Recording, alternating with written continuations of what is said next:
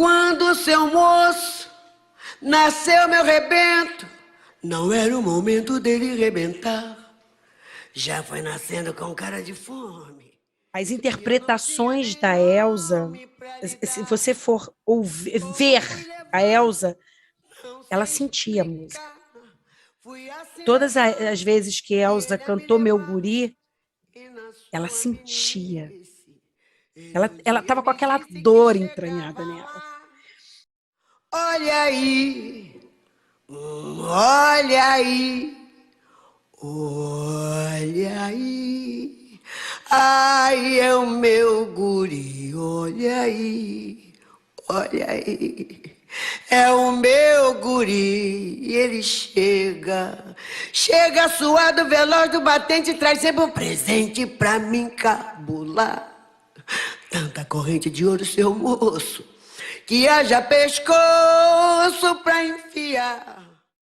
Rogério, a minha avó, ela nunca foi muito de passar as dores dela, sabe? Pelo menos comigo. Eu vou te dizer muito, muito de coração. Por mais que a gente fosse parceira, por mais que a gente fosse amiga, quando o Juninho morreu, uma das pessoas que ela quis que ficasse perto dela fui eu. A flor tá bem, ferida aberta, e não se vê chorar.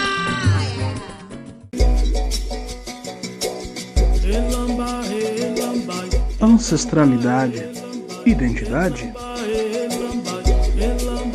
cultura, Minas Negras Gerais. Ela é produtora executiva na Projetar Gestão Estratégica Artística. Ela é produtora executiva do premiado rapper, cantor, compositor, ator, músico e educador social renegado. E ela também carrega em seu nome e DNA a garra da dona da voz do milênio. Ela é neta e afilhada de Elza Soares, e ela também foi sua backing vocal, e depois migrou para o backstage como sua produtora pessoal e executiva. Ela atuou diretamente na produção do DVD Elza ao vivo no Municipal. Senhoras e senhores, no Minas Negras Gerais de hoje, eu recebo Vanessa Soares para contar um pouco para a gente da vida e obra de Elza Soares. Ocolofé, Vanessa. Ocolofé, Olorum. Bom dia, boa tarde, boa noite a todos que estejam nos acompanhando. Eu acho que vai ser uma conversa tão boa para quem está ouvindo, como para nós dois aqui, que estamos fazendo essa troca bem legal, bem gostosa, falando de Elza. Como eu sempre gosto de chamar, meu Elzão. Elzão. Elzão. Que maravilha. Ô, gente, a gente se sente assim muito gratificado pela tua presença aqui para compartilhar um pouco dessa história com a gente. Vamos nessa? Eu te agradeço, vamos embora. Eu que te agradeço por toda a paciência. Foi um tempo grande para a gente poder conseguir combinar essa data, para a gente poder conversar e passar um pouco do carinho, do carisma de tudo que minha avó foi, é e vai continuar sendo. Com certeza. Vamos lá. O que é que você diria à saudosa e amada Elza Gomes da Conceição agora? Amor, a gente se ama e é um segredo só nosso. Ninguém sabe. Rogério, isso era uma frase que, inclusive, eu tatuei no meu braço, que a gente se falava todos os dias. Todos os dias de manhã. E minha avó estava morando comigo. Eu chegava no quarto, dava o bom dia, minha rainha, sempre assim, minha rainha, como é que foi sua noite? E aí chegava no ouvidinho dela, a gente se falava isso todos os dias. Amor, eu te amo.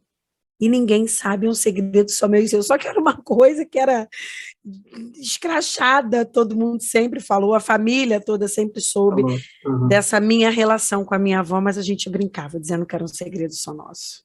Era um amor incondicional. Muito, muito. Eu digo que quem ama, cuida. Quem ama, cuida. E a gente tinha esse cuidado uma com a outra, né? A minha avó sempre teve muita preocupação por conta eu tenho diabetes tipo 1, desde descobri com 14 para 15 anos, coisa que eu não tenho nenhum caso na família. Isso sempre preocupou muito minha avó. A minha avó sempre teve muitos cuidados comigo em relação a isso.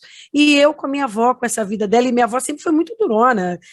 A minha irmã, sempre foi muito próxima também, a minha irmã lembra, com 70 anos, 70 e poucos anos, minha avó corria na praia, na areia da praia, né? Então, quer dizer, em relação à saúde, a minha avó tinha muito mais preocupação comigo do que eu com ela. Mas a gente sempre teve esse cuidado. Agora, então, no final, em que a pandemia deu uma derrubada boa no corpo da Elza, né? Porque a Elza fazia fisioterapia todo dia, a Elza sempre foi uma pessoa muito ativa. Nos 3, 4 primeiros meses da pandemia, a gente teve que parar com tudo, porque a gente tinha aquele susto do idoso, né? Porque, por mais que a cabeça da minha avó fosse uma cabeça muito jovem, era um corpo de 90 anos. Então, a gente teve que parar com fisioterapia, a gente teve que parar com as visitas. Ela tinha as 2 meninas que moravam com ela. A única pessoa que ia na casa da minha avó era eu. Mas, assim, eu chegava na casa da minha avó, tinha que abrir o quarto todo, eu ficava contra o vento, porque era eu que ia no mercado, era eu que ia na farmácia, era eu que fazia tudo, era eu que ia e vinha todos os dias, né? Então, essa pandemia deu uma derrubada na minha avó. E aí entra o cuidado da pessoa que ama, da neta, da filha, tinha horas que eu era mãe, de proteger. Você puxava a orelha dela também? Muita coisa, mas eu vou te dizer, tinha horas que a Elza me ouvia, mas quando ela batia pé firme, não tinha Cristo. É mesmo? Não é não. Não é não. Qual que era o signo dela? A minha avó era canceriana. Canceriana. Minha avó era canceriana. Amava casa, amava o lar, né? Família. A Elza sempre foi uma mulher muito, muito... ela sempre amou muito a casa, a família, mas a minha avó nunca foi apegada a coisas materiais. Quem conhece a história da minha avó passou por muito sufoco. Artista no Brasil passa por isso, né? A minha avó já teve vez de a gente chegar na casa da minha avó, porque minha avó também, quando estava lá embaixo, a minha avó sumia. E aí eu, minha irmã, minha mãe, catando minha avó em tudo quanto é canto, às vezes a gente chegava com ovo para a gente fazer, para a gente comer junto. Porque a minha avó também não chorava pitangas. Cada porrada que eu levo, cara, é como se fosse um beijo, tá? Já me disseram, esse sofrimento seu, eu digo, não foi sofrimento, eu acho que foi uma escola da vida, tá? Eu aprendi muito. Cada vez que você leva uma queda, que é só caindo que você vai se levantar. Entendeu? Então, a minha avó, mesmo com tudo isso, se ela tivesse que virar as costas e sair para qualquer quartinho para poder refazer tudo, ela dava essa virada na vida dela. Ela não tinha apego a nada, entendeu? Mas sempre gostou muito. Sempre preservou muito tudo dela, a casa dela, mas nunca com amor, nunca com apego à coisa material. Uhum. Essa era a essência da Elza in natura, vamos dizer assim. Essa era a Conceição. Essa era a Conceição. O nome da Elza era Elza da Conceição Soares. Meu tio Carlinhos sempre chamou a Elzão de Conceição. Essa era a Conceição. Uhum. Porque a gente ainda brincava agora, ainda mais agora no final, porque a Elza tinha essa coisa da transformação, né? O Pachu, maquiador dela durante 9 anos, que era um menino, começou muito menino com a Elza. O Pachu, quando chegava, que ele forrava o travesseiro dela com a toalha, porque a Elza, tudo dela era tudo muito branco, lençol branco, tudo isso. Ele forrava para começar a fazer a maquiagem nela, que ela gostava de ficar deitada, aí botava champanhe do lado, Vulevan, com caviar, que começava a transformação. Era uma coisa... É impressionante como o artista se transforma, né? Ela botava a Conceição de lado, ali vinha a Elza Soares, meu amor, e aí era outra história. Era outra história. A gente em casa, com a Elza em casa, a gente olhava, que a minha avó era muito pequenininha, minha avó não tinha, acho que minha avó não tinha 1,55 m. Minha avó era muito pequena. Uhum.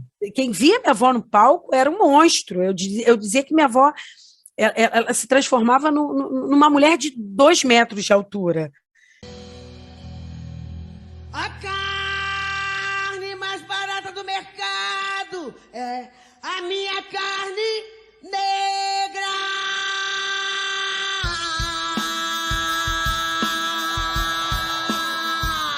Oh!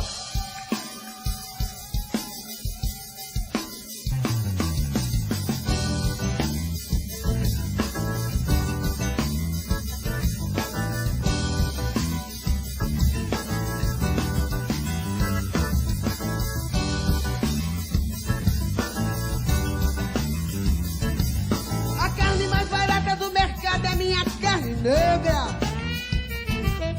A carne mais barata do mercado é minha carne negra. Do tanto que ela se transformava. Então, quando a gente em casa olhava a minha avó, que a gente via aquela senhorinha, porque era uma senhora sentada, quieta, ouvindo a música dela, porque ela sempre gostou. Ela nunca gostou de cantar, mas ela sempre gostou muito de ouvir. A minha avó, um dos discos dela, um dos últimos discos, que foi Deus é Mulher, foram músicas que ela escolheu, ouvindo, pesquisando, pedindo para que mandassem músicas. Ela que fazia as seleções das músicas dela quando ia montar os discos dela. Entendeu? Então, quando a minha avó estava, a Conceição era aquela senhora, era a vozinha, era a nossa avó. Né? Você tocou num ponto interessante, que é a questão de se escolher o setlist para a gravação de um álbum, né, a gravação de um CD. Qual que era, ou quais eram os critérios que ela usava para colocar nesse álbum? Rogério, é muito particular da Elza, porque aí dependia do que ela estava procurando. Uhum. Né? Uma das músicas que, inclusive, entrou nesse último álbum, ela tinha ouvido num álbum anterior que ela ali não conectou. E já no último álbum ela gravou. Entendeu? Então depende muito do que ela estava procurando. Né? Do espírito dela naquela montagem, do que ela queria. Mas a Elza focava muito. O que a Elza gostava mesmo eram de coisas que tocassem. A Elza tinha que sentir na pele. As interpretações da Elza, se você for ver a Elza, ela sentia a música.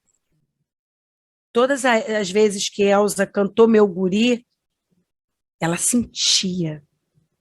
Ela estava com aquela dor entranhada nela. Tem uma música, porque eu não consigo, né? Tem uma música da Elza em que ela canta, que é uma música dela, até escrita por ela, Exagero, que é ela. Se você depois procura Elza cantando Exagero. Olha, eu sou seu exagero. É que eu sou seu exagero. Eu sou seu exagero. Minha louca paixão. É ela ali, ela é aquela mulher. Eu dizia para ela, Elza, você é esse exagero. Então é isso, até na escolha dela, ela tinha que estar conectada com aquilo. Não adiantava, a gente tem um exemplo em que o Pedro também cita isso, eu não preciso dizer qual é a música, mas pediram para a Elza uns anos atrás, muitos anos atrás, gravar uma música, em que era uma música muito triste, era uma letra que levava mais para esse lado depressivo. Elza cantou com esse lado, aí o autor virou a pessoa que... Mas não é isso que eu quero a música para cima. Ela virou e falou assim, meu amor, então fica para outra pessoa. A música não me diz isso, e realmente não diz. Você ouve a música hoje, é uma música, e se você for prestar atenção na letra, ela é uma letra triste. Então é o que a Elza diz, eu vou cantar o que eu sinto. E se não for para eu expressar o que eu sinto, não é meu, não é para mim. Com certeza. Era bem isso. Isso é muito de artistas, né? A Elza era isso. Elza. Bacana. Olha só, eu ouvi dizer Hum? que você era a neta favorita dela. Você confirma? Olha só, isso é um problema sério. Mas eu sou até suspeita em falar sobre isso, né? Eu sou suspeita. Mas tem muitas coisas que levam a isso. Eu sou a primeira neta. Quando eu nasci, a minha avó estava ainda na relação com o Maré, numa fase ainda boa. Eles até tentavam um filho que não conseguiam. Nisso, eu cheguei. Quando eu nasci em São Paulo. Meu pai era músico da minha avó, Paulo Fonseca. Ele era Grande conhecido Paulo mais Fonseca. pianista, ele era mais conhecido como Paulinho da Elza. E a minha avó estava em São Paulo, então eu nasci em São Paulo, né? Eu só nasci em São Paulo. Moro no Rio desde que eu me conheço como gente. Então, quando eu nasci, minha avó comprou uma Mercedes-Benz para me buscar na maternidade, entendeu? A gente sempre teve uma ligação muito grande. Eu casei, vai fazer agora, fiz 25 anos de casada. Eu estou com meu marido há 33 anos, meu parceiro, meu amigo, meu companheiro de vida. Todo mundo diz que eu sou uma leoa, né? A minha família é muito matriarcal. Eu acho que por conta da Elza, né? A minha irmã, a gente é mulher muito forte, a gente é uma mulher muito ativa, a gente não baixa a cabeça, a gente vai lá, briga. Eu digo que aqui em casa eu tenho dois homens grandes, meu marido e meu filho. Meu marido tem 1,92 m, meu filho está com 1,90 m, mais ou menos. Eu tenho 1,62 m, mas quem fala alto em casa sou eu. Tudo dos dois, o meu filho, tudo que ele faz, ele fala comigo. Meu marido, tudo isso. Mas, assim, voltando ao assunto da minha avó. Então, a minha avó, ela fez o meu casamento. Eu casei, fez 25 anos. A minha avó fez uma festa na Mansão Rosa, para 750 convidados.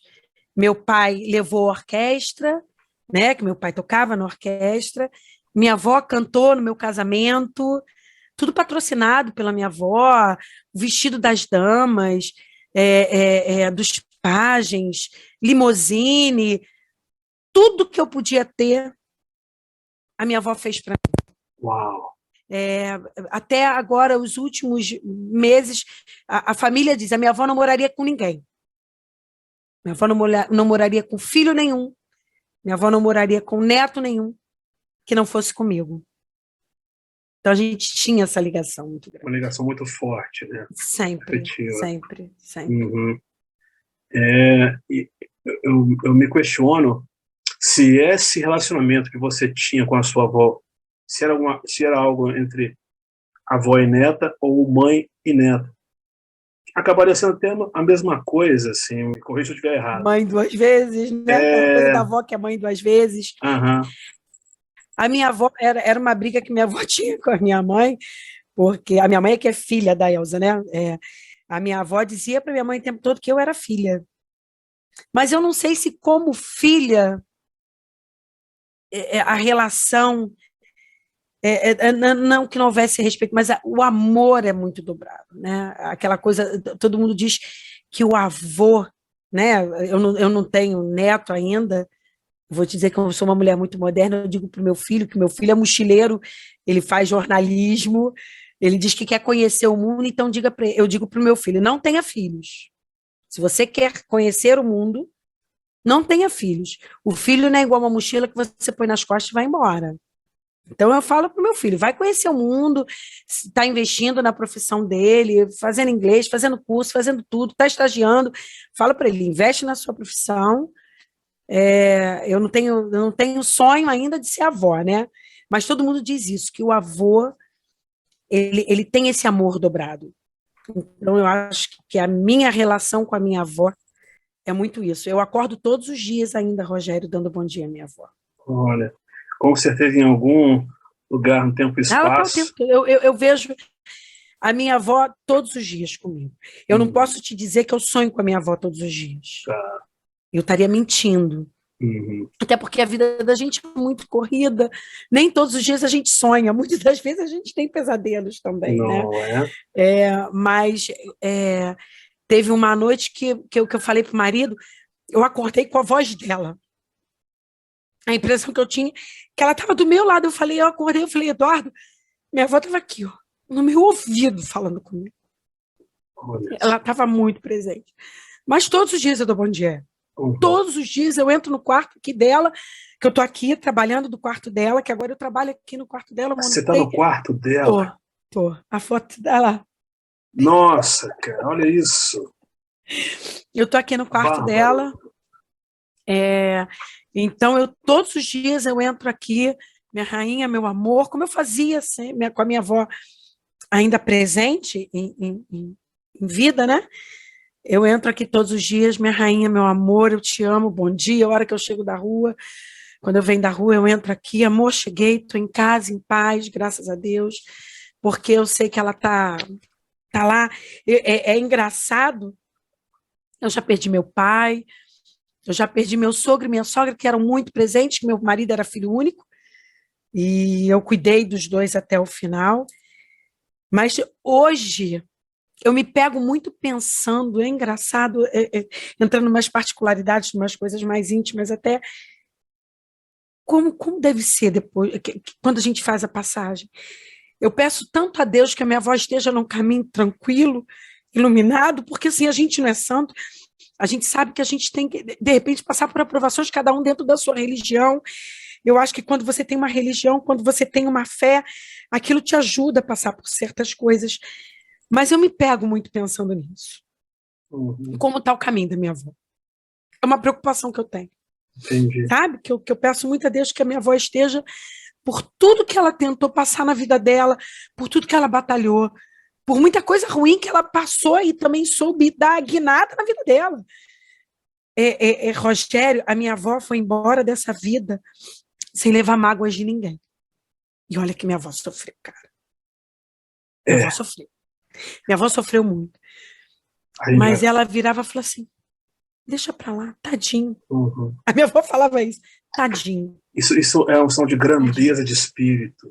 Que eu não tenho, tá, Rogério? É mesmo. Muito sincera pra você.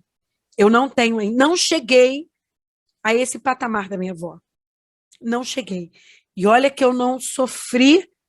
Eu posso te dizer que eu sou uma mulher privilegiada.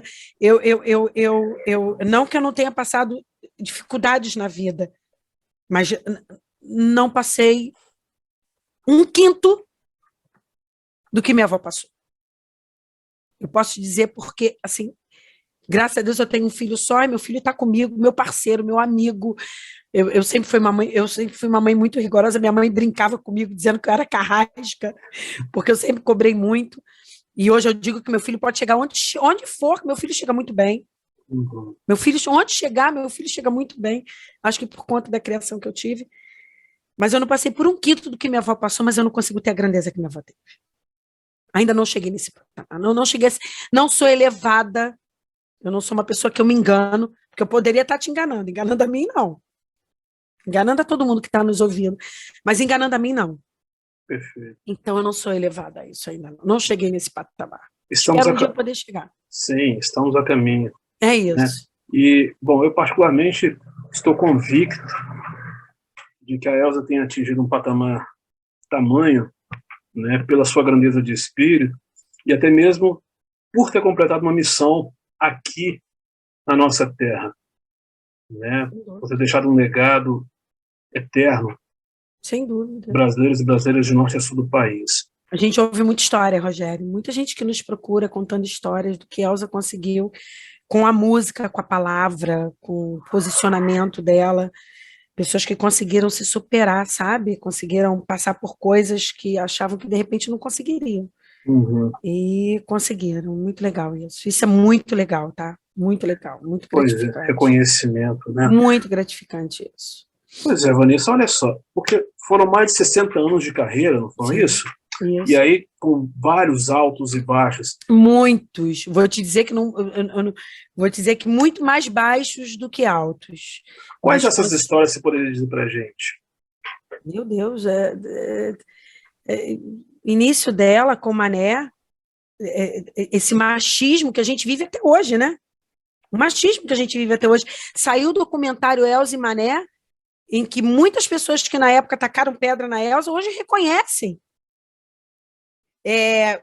numa das entrevistas que eu dei, em que a gente tratou esse assunto de Elza e Mané, eu falo que todo mundo apedrejou a Elza, dizendo que a Elza tinha acabado com um casamento que já não existia, né? Porque o Mané já tinha mulheres fora.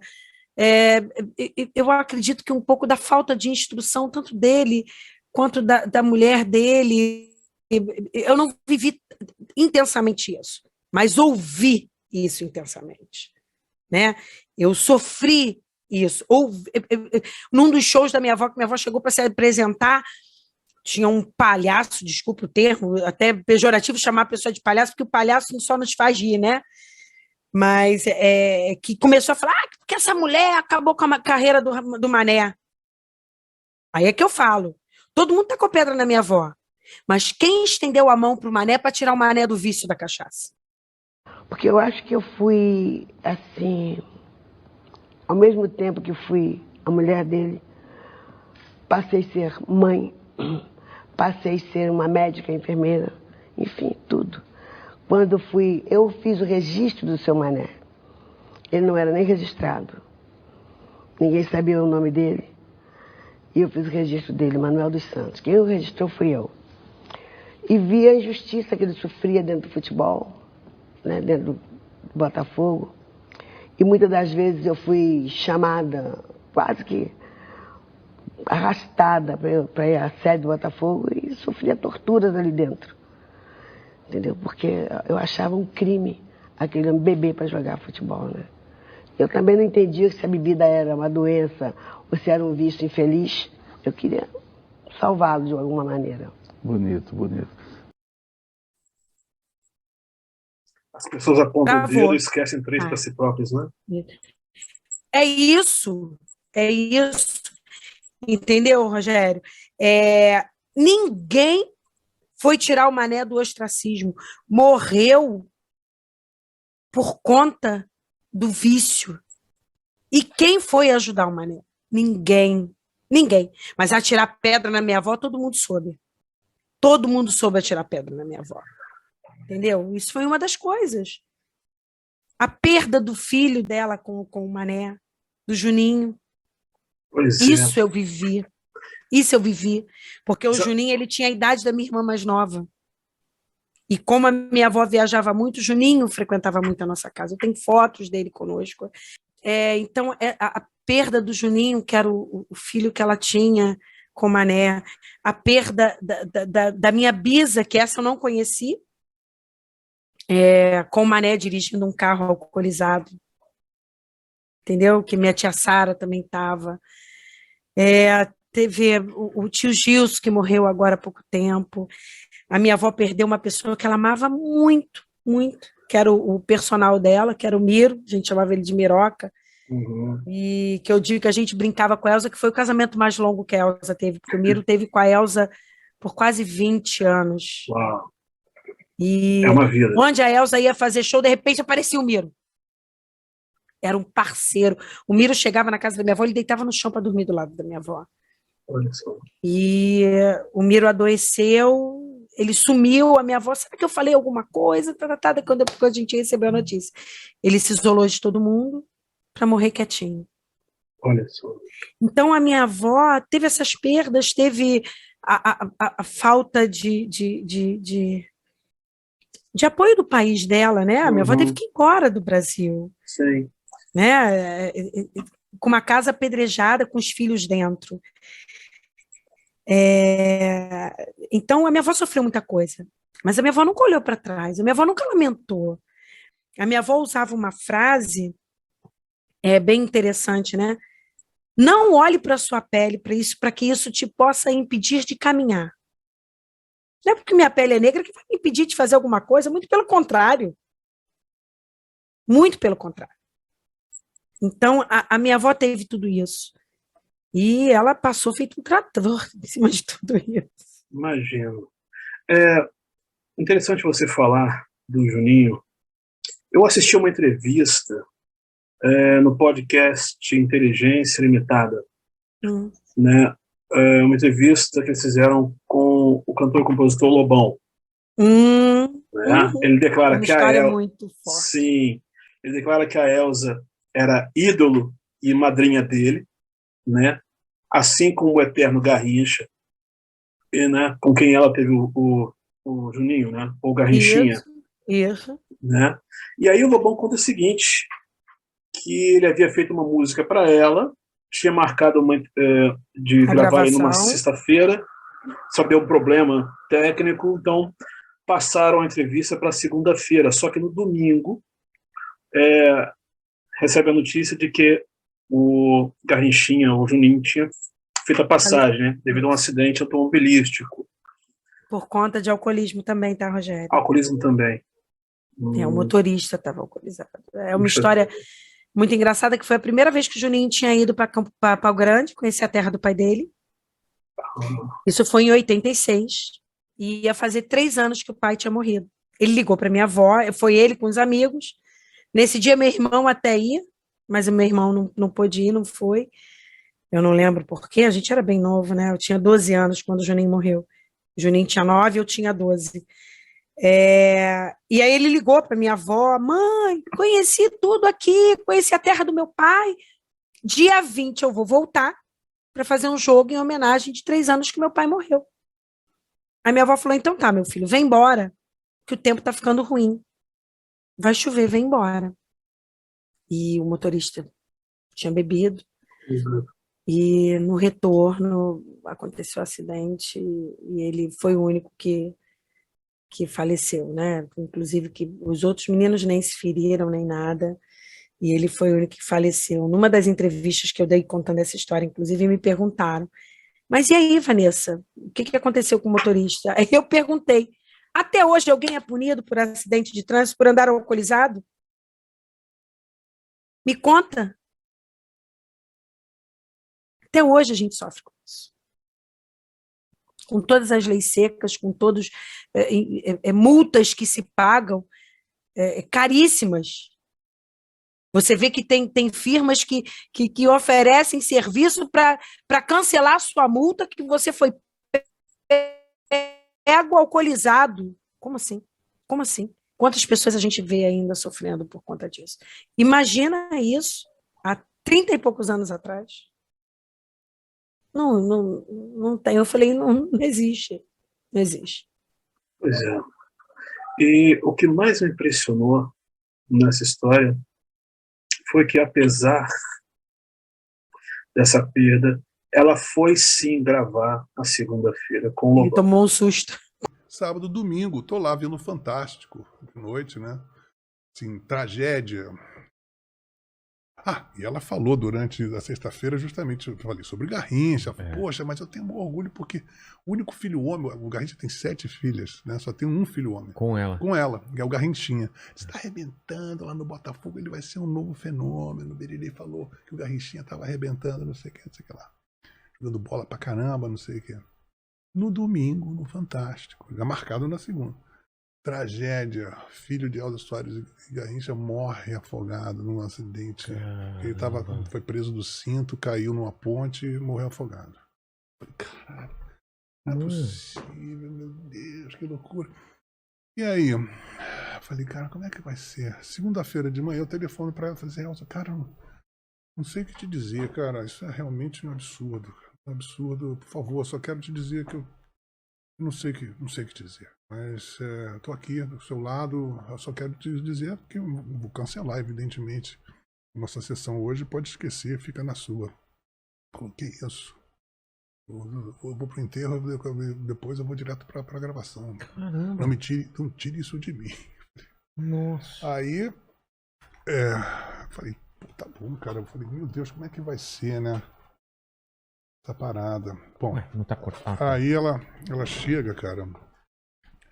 Chega de tardinha lá, para as 2 da tarde. Chega a Elza, a dela, não sei o quê. E aí, abracei ela, parará. Ninguém tem muito o que dizer, né? E aí, ela chegou e falou assim: bom, vamos gravar minha música sem muitas transições. Mas eu queria uma coisa. Eu sei que você tem uma música nesse seu disco aí que fala que a favela é a nova senzala. Era Revanche. queria muito. Eu não sei muito bem a letra, eu não quero saber, não. Eu queria que você botasse a música. Antes de gravar sua música que você fez pra mim, deixa eu fazer um vocalize dessa música, que eu preciso, essa coisa de favela nova. Aí ele botou o playback de Revanche, e ela foi pro escuro lá do estúdio. Cara, todo mundo saiu chorando, assim, ó. Ela arrebentou, ela fez um vocalize assim, monumental, sabe? Espetacular. E uma dor, que ela uivava, basicamente, né? Eu não Aí, quero. cara, mas ela ficou. Não, mas ela ficou escutando e ela cantando. ficou cantando, improvisando em cima da música. Caramba. Desde o início, ela começou a cantar e. Um momento Catarse de total. de rara beleza e de rara dor, sabe? E aí, assim, sem transição, aquela catarse, todo mundo chorando no estúdio, ela fala assim: agora vamos pra música. A música eu gravei com ela, tá lá gravado. O que tá gravado foi naquele momento. Ela virou outra pessoa. Quero gravar com você, assim, olho a olho. Botamos 2 microfones. Aí ela virou uma menininha, virou uma molequinha. Brincalhona, como se nada tivesse acontecido. Elza tinha, na entrada aqui da minha casa, quando eu vim para cá, eu montei o altar do São Jorge dela na entrada de casa, do lado de fora. Tem o São Jorge dela, com tudo que ela sempre que ela sempre teve fé, com tudo que ela sempre acreditou. E é muito engraçado. Meu filho é prematuro, ele é grandão, tem 1,90 m, mas meu filho é prematuro. Meu filho era para nascer final de outubro, meu filho nasceu no dia de Cosme e Damião. Entendeu? Então, são coisas que a gente... Meu marido sempre foi devoto de Cosme e Damião, meu marido, tanto é que ele tinha a medalhinha de Cosme e Damião, antes mesmo do João Pedro nascer, e depois disso a gente sempre deu doce, sempre... Sabe, a gente tem que ter essa coisa, a gente tem que ter a troca, tudo que a gente recebe, a gente tem que trocar, né? A gente tem que passar amor. Por mais que a gente tenha a hora daquela loucura, que a gente tem vontade de matar todo mundo que chega e chama a gente de bonito. Mas a gente tem que parar, respirar e vamos tentar passar o bem, né? Não é isso que a gente vai receber em troca. Certamente. Um outro fato que me chama muita atenção é um fato que ocorreu no início da carreira dela, que foi a apresentação, acho que na Rádio Nacional, e quem era, né, o apresentador era Ari Barroso, né, então tinha aquele júri, né, completamente apático e fazendo chacota dela. E aí Ari Barroso pergunta: de qual planeta você veio? Ela diz: planeta Fome. É o mesmo planeta seu Ari, planeta Fome.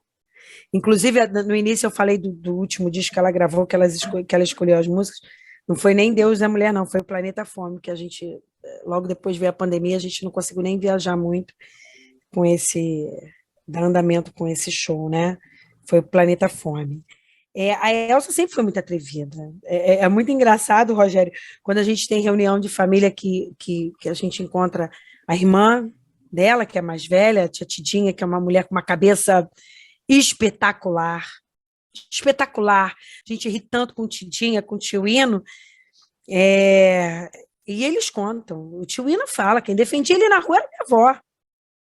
Ela sempre foi muito atrevida. É por isso que eu te digo, é uma família muito matriarcal, das mulheres muito fortes, né?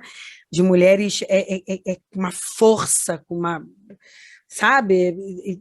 Eu sou uma mulher também de brigar, eu não levo desaforo, sabe? Se eu tiver na minha razão, então, é uma loucura. Meu marido diz que eu vou lá, eu vou massacrando até provar que eu realmente estava com razão. Então, a Elza sempre foi isso. Uhum. A Elza sempre foi muito atrevida. Né? Eu acho que foi isso que fez a Elza, né? Todo esse atrevimento dela, numa época em que não se podia ser atrevida, né? Numa época em que as mulheres não podiam ir para a rua cantar porque eram taxadas como mulheres da vida, como gostava de se dizer antigamente, né? Então é isso, o atrevimento da Elza em não baixar a cabeça e não se, como se falava agora já no final, não se sucumbir ao que pensavam ou que falavam dela. Essa era a minha rainha. É a minha rainha. Uhum. Uma rainha que teve muitas marcas, né, ao longo Muita da sua coisa. vida. Muita coisa. Ela se casou muito cedo, teve uma história assim. Sim, sim, sim. Ela casou cedo, teve filho cedo. Algumas pessoas colocam, né, aquela coisa que o pai obrigou. Ela tinha tanto amor por esse pai. O que eu faço hoje, Rogério, eu ia até comentar isso na hora que passou da pesquisa, de estar falando tanta coisa.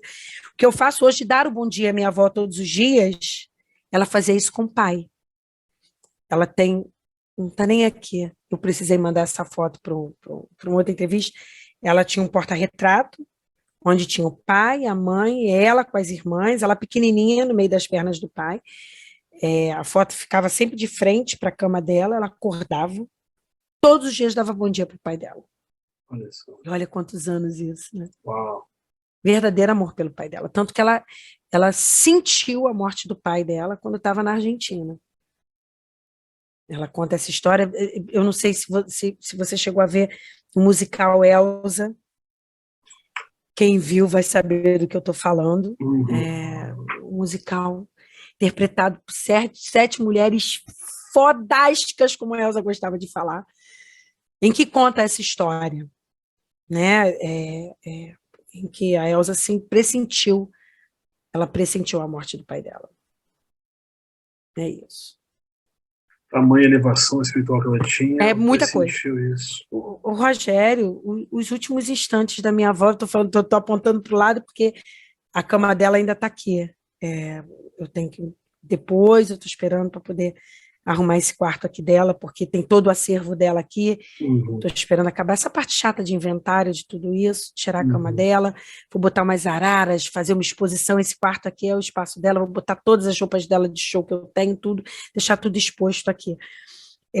A minha avó, nos últimos instantes dela, ela falou para mim: Vanessa, eu estou morrendo. Eu estou morrendo. Na hora, me deu um desespero. Eu saí do quarto, chorando muito, fui direto na pessoa que eu digo que é meu chão, porque eu sou uma mulher forte, mas eu tenho o meu chão, que é meu marido, meu amigo, o amor da minha vida. Eu fui nele, eu falei assim: Eduardo, minha avó disse que está morrendo. Ele veio, ele sempre teve muita intimidade com a minha avó. Aí ele entrou no quarto e falou: fala aí, Elzão, o que está acontecendo? O que houve, meu amor? Ela olhou para ele e falou assim: eles estão chegando.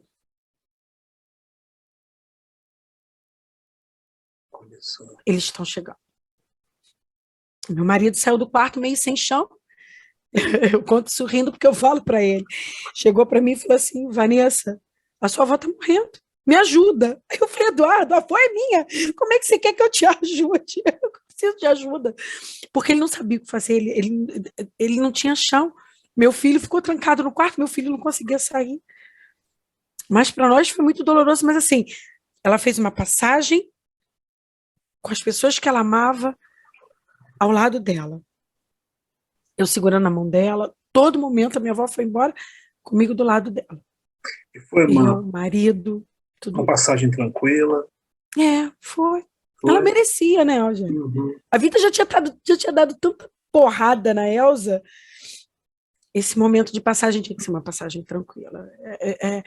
Por mais que eu tentei de tudo, tudo, chamei a ambulância. Foi muito engraçado que quando eu liguei para a ambulância foi num feriado, foi no dia 20 de janeiro, feriado no Rio de Janeiro, dia de São Sebastião, o dia que o Mané também tinha morrido, o dia que meu pai tinha morrido. Que isso, gente. O Mané morreu dia 20 de janeiro de 83, meu pai morreu dia 20 de janeiro de 2001, minha avó 20 de janeiro de 2022. O Juninho morreu no dia 11 de janeiro de 86. Entendeu? Então era um dia de sol. Eu liguei para a ambulância, falei: pelo amor de Deus, eu preciso que vocês venham me socorrer. Quando eu me identifiquei, eles nem me passaram, porque geralmente você liga, eles passam para o médico tentar, eles estão mandando. Eu perguntei: quanto tempo para chegar aqui? Peraí que eu vou ver. Quando ele falou para mim 40 minutos, eu falei assim: eu não tenho esse tempo. Quando eles chegaram, eu acho que a Elsa já tinha feito a passagem, mas eles tentaram De tudo, Rogério. Tentaram de tudo. Uma menina que eu tenho, toda vez eu tento, eu ponho na minha cabeça que eu preciso procurar essa menina de novo, que vem me atender, mas eu não consigo ter pernas e coragem ainda. Porque ela falou para mim, Vanessa, eu sempre tive um sonho de conhecer sua avó. Mas não era a hora que eu queria conhecê-la. Ela veio para mim, ela falou, Vanessa, eu tentei de tudo. Minha irmã, que é enfermeira, chegou nesse meio tempo, as duas aqui no quarto, porque aí meu marido já me tirou do quarto, e a enfermeira pedindo para minha irmã, Vira, me ajuda, vê se você consegue ouvir alguma coisa. Vê se você consegue uma ponta de esperança. E numa dessas horas eu vim no quarto, senti que minha avó já estava corpo mais friozinho. Aí ela veio falar isso para mim, Vanessa, eu tentei de tudo. Eu falei assim, sei. Minha avó já está geladinha, eu já sei que ela foi. Ela fez a passagem. É engraçado como a gente grava, a gente tem essa história bem marcada. Mas, assim, eu não posso ser egoísta, sabe, Rogério? Era uma cabeça fantástica num corpo muito cansado. A minha avó estava com um corpo cansado. Era um corpo de 91 anos, sacrificado pela vida. E aí eu sou consciente, sacrificado por opções que a minha avó também fez. A minha avó recém-operada da coluna, se você vê a gravação do DVD Beba-me, que é fodástico, como ela gostava de falar, em que tem uma cadeira que você vê que de vez em quando ela põe a mão se apoiando. Minha avó estava recém-operada da coluna, do tombo que ela tinha levado do palco.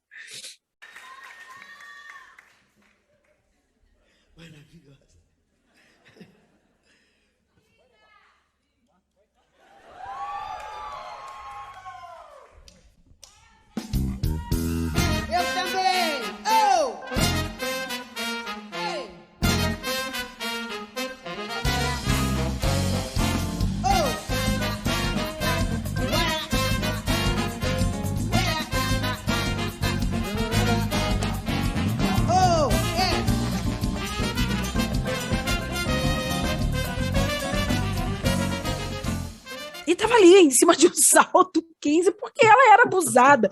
Ela era isso. Entendeu? Então, o mantra que eu uso é isso. Era uma cabeça muito espetacular. Minha avó tinha uma cabeça muito espetacular. Mas um corpo muito cansado. Muito cansado, eu não podia ser egoísta a esse ponto. Ela fez todas as entregas que ela tinha prometido. Tudo que minha avó prometeu, até o que não prometeu, minha avó deixou pronto. É o DVD... É o disco de inéditas que vem aí, que é uma porrada. Opa! Isso aí eu quero. Uma porrada. Um disco de inéditas com 5 músicas dela, de composições dela. Olha só.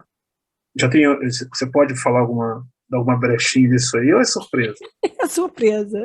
Se eu falar, o Pedro me mata, tá? Se eu falar, o Pedro me mata. Tá certo, a gente espera. Mas vem uma porrada aí, que a gente está esperando para poder lançar. Um disco com 5 músicas da Elza, de músicas, eu vou te dizer, que era o que a Elza falava, ela sentia. Ela sentia. Um caderno que ela tem vários, com anotações. Dali a gente fez 5, ela fez 5 músicas que coisa fodásticas. Linda. Fodásticas. Gravou música da Pitty nesse disco. Olha só. Uma música que a Pitty fez para ela, muito, muito bonita, uma música bem forte.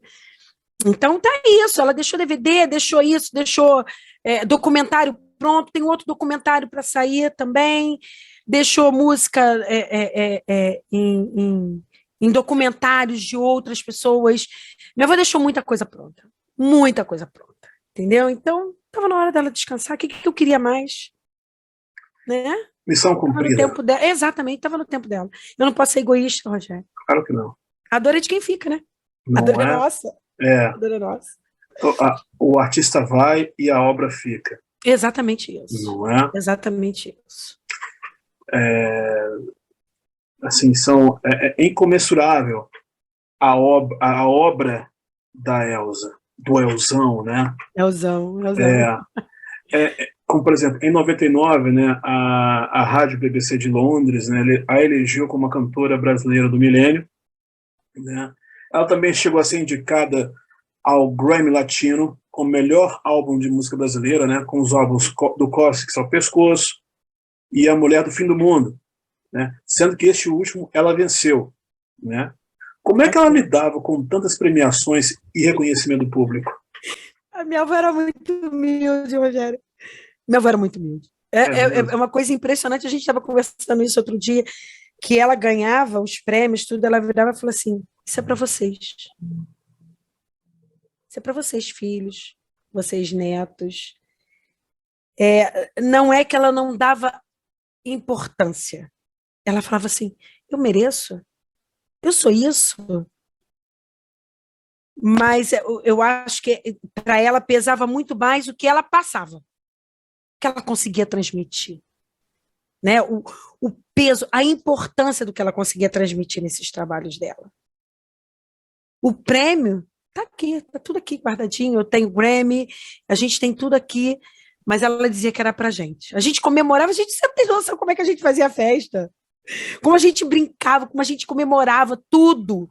Tudo Legal. dela a gente comemorava muito, né? Tudo a gente abria uma champanhe que ela gostava. Agora, no final, ela já não estava nem tomando tanto bebida alcoólica, mas eu tinha champanhe sem álcool, com suco de laranja, que ela bebia junto com os bisnetos, que é o meu filho, Maria Eduarda, que era quem estava aqui com ela.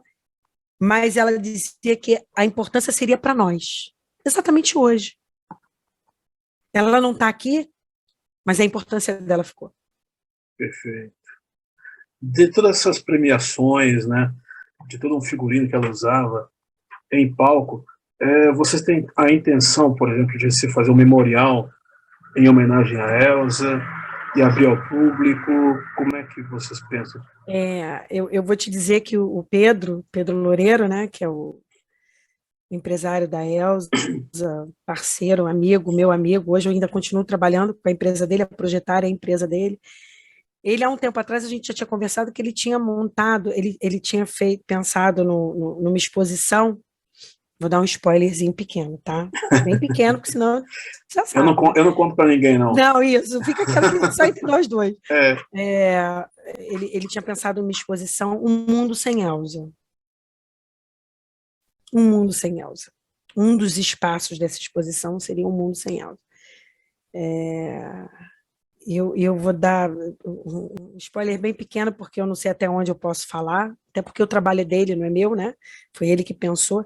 Seria uma caixa toda branca, onde a gente teria as sensações da Elza, voz, cheiro, né? Falas, e que daqui a pouco, buf, acendia uma luz como se a Elza tivesse ido embora e estava tudo branco. Você não tinha mais o cheiro, não tinha mais a voz, não tinha mais o tato. Quando ele me contou isso, minha avó ainda estava viva, e outro dia eu conversando com ele, lembrando dessa história, mexeu muito comigo, porque hoje a gente sabe o que é isso. Eu tenho peças da Elza, porque a Elza tinha um cheiro muito marcante, o perfume dela era muito marcante. O perfume dela ainda ficou aqui no banheiro, que eu não deixo ninguém mexer. E eu tenho cheiros dela, coisas, características dela, em que tem hora que eu pego para cheirar, para eu poder sentir ela ali. Então, hoje a gente vive isso, esse mundo sem Elza. Só que a gente quebra, né? Eu ponho a música, eu malho todo dia ouvindo músicas de Elza cantando, entendeu? Eu vibro, porque a gente tá sem o corpo. O corpo adoece. O corpo apodrece, né? Mas o espírito, a sensação, o amor da minha avó está aqui comigo. Muito presente. Muito presente. Estou certo disso, com certeza.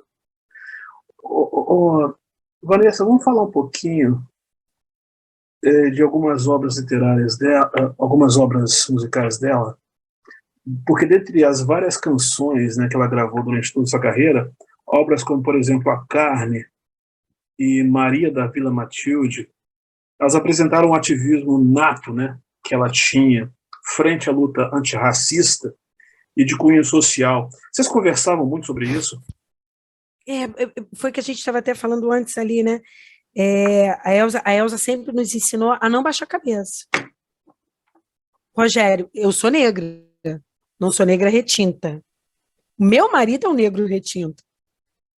O meu filho é um negro retinto. Mas é por isso que eu digo também que a gente veio numa época que existe esse racismo estrutural, aquela coisa, né, escondida. Meu marido, quantas vezes a gente chegou em algum lugar que ele virou para mim e falou assim: Vanessa, olha ao teu redor. Eu sou o único negro. Né? Mas a gente vem de uma época com certos privilégios. Por isso que eu digo, eu não sofri o que minha avó sofreu. Mas a minha avó sempre nos ensinou: não olhe para o espelho. Não é a sua cor que faz você. Não é você ser mulher que te diminui de ninguém. Você não pode se sentir diminuído. Muito pelo contrário. A gente tem que provar, e a gente consegue provar, né, Rogério? A gente consegue provar cada vez mais que a gente pode, que a gente é capaz, entendeu? A gente é muito capaz. Então, a Elza sempre foi isso. A Elza sempre foi uma pessoa... Meu filho, quantas vezes acordava de manhã, vinha aqui, deitava do lado da cama dela e ficava de papo com a minha avó. Ele tinha que chegar da faculdade, ele tinha que chegar a falar: vó, cheguei, e aí fiz isso, fiz aquilo, vó, fiz uma entrevista hoje. Então, quer dizer, a minha avó sempre foi uma mulher muito guerreira.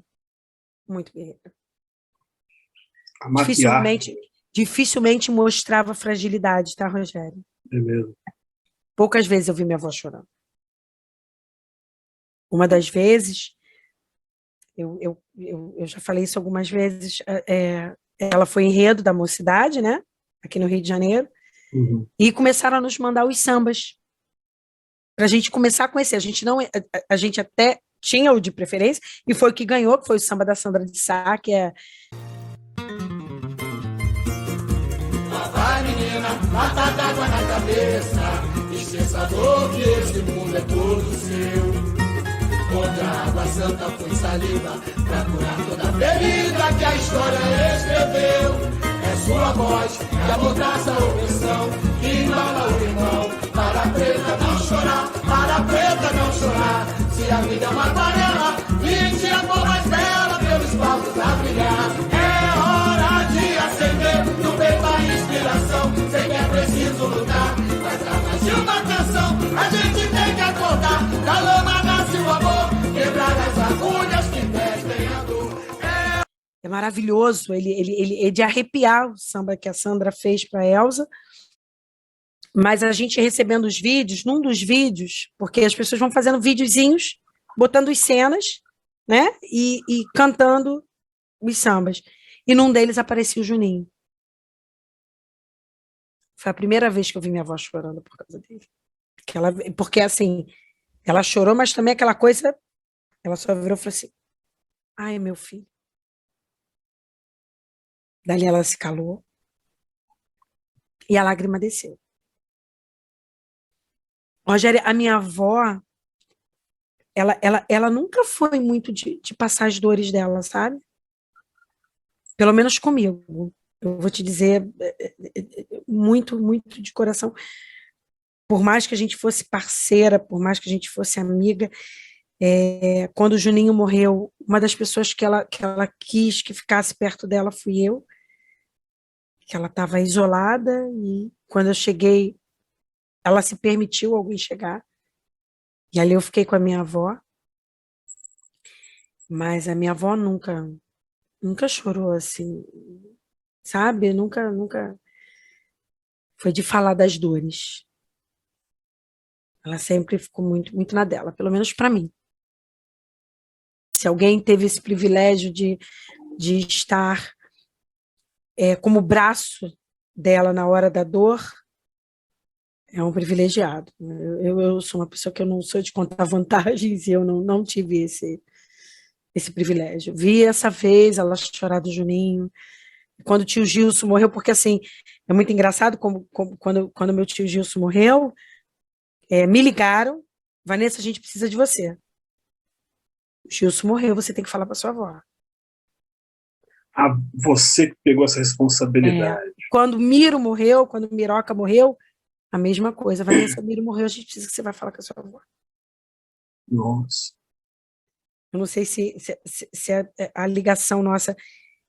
eu não sei se tornava um acalanto para a Elza, né? A minha presença, não sei, seria até, olha que pretensão a minha, né? Mas essas horas, e quem sempre esteve comigo foi minha irmã, a Verna. Nós duas sempre estávamos encarregadas dessas coisas. A gente sempre ficou com essa parte. Entendeu? Eu acabo concluindo que essa garra da sua avó passou para vocês, sempre estiveram com vocês, né? Ou seja, vocês, de certa forma, vocês acabavam sendo as matriarcas, né?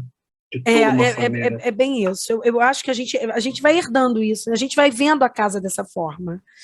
Né? Uma casa de uma mulher muito forte, muito... E como é que você vai aprender diferente, né? Como é que você vai aprender diferente? Não dá, a gente não baixa a cabeça para isso, não. A gente é bem forte. Quantas histórias, né? Eu acho que seriam tantas mais histórias, né? Tem muita coisa. Eu falei para você, a gente ficaria uma semana falando da minha avó. A gente ficaria uma semana falando da minha avó. Eu adoraria muito poder ter outras oportunidades para a gente conversar muito mais sobre a Elza.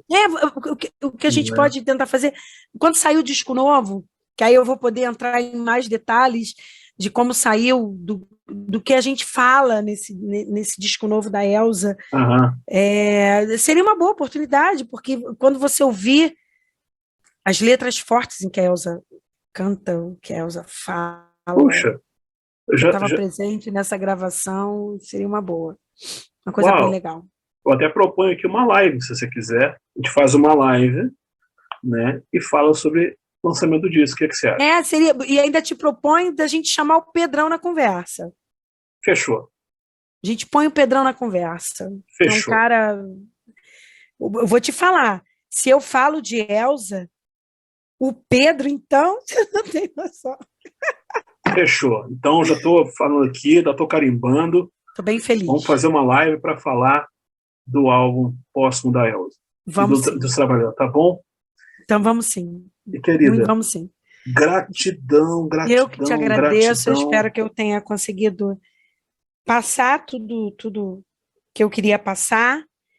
Pedir desculpa às pessoas, às vezes, por me emocionar, porque realmente, para mim, nós somos humanos. Tem hora que é difícil, mas eu tento ser forte, sabe? Mas tem hora que realmente toca em lugares mais sensíveis, e tô aqui, falar da minha rainha, minha vida, meu amor. Eu digo que é meu amor de vida, é a pessoa que está comigo sempre.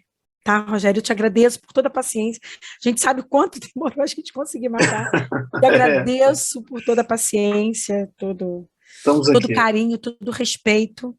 A gente se conheceu através do Renegado. Uma paixão de Elza, foi uma pessoa que entrou na vida da Elza. E no momento de pandemia, eles conseguiram fazer muitos trabalhos juntos. O Renegado é um querido, uma graça. Um guerreiro, viu? Porra, vou te dizer, um querido, uma pessoa que continuou na minha vida, um presente que a Elza me deu. Tanto Pedro, como o Juliano Menegon, que é o sócio do Pedro, e o Renegado, com a família dele, com a esposa dele, com a Kênia, que é um amor. A gente, quando se vê, a gente se abraça, é muito carinhoso nossos encontros. Que legal. E ganhei aí um parceiro de trabalho, que é o Renegado. Muito legal. Que maravilha. Foi uma entrevista inesquecível. É muito legal, muito legal. Olha, gratidão mesmo. Eu queria que você deixasse uma mensagem a todos os pretos, pretas e a todos os fãs da Elza Brasil afora. Diga lá. Ai, gente, falar é difícil, porque a Elza falava, né? A Elza tinha um peso na fala, né? A Elza tinha esse peso na fala. Então, vamos lá, Elza, né? Elzão falando. Olha só, ninguém pode olhar a nossa pele para dizer o que a gente pode e o que a gente não pode fazer. Nós somos muito mais que isso. A gente tem muita coisa pela frente ainda. Muita. Nós, mulheres, então, sofrendo com toda essa violência que tem acontecido. É engraçado que depois que se criou a lei, as mulheres estão sofrendo muito mais. No Brasil, parece que as leis não te inibem de cometer o crime, né? Mas vamos embora. Vamos seguir lutando, vamos seguir vencendo. E Elzão, minha rainha, continua viva. O que foi embora é a matéria, é o corpo. Que o corpo adoece, né? O corpo apodrece. Mas a Elza está muito viva. No coração, na mente, nos ouvidos nossos. Saindo esse disco novo, vocês vão entender o que eu estou falando. Elza está muito presente. Minha rainha está muito presente.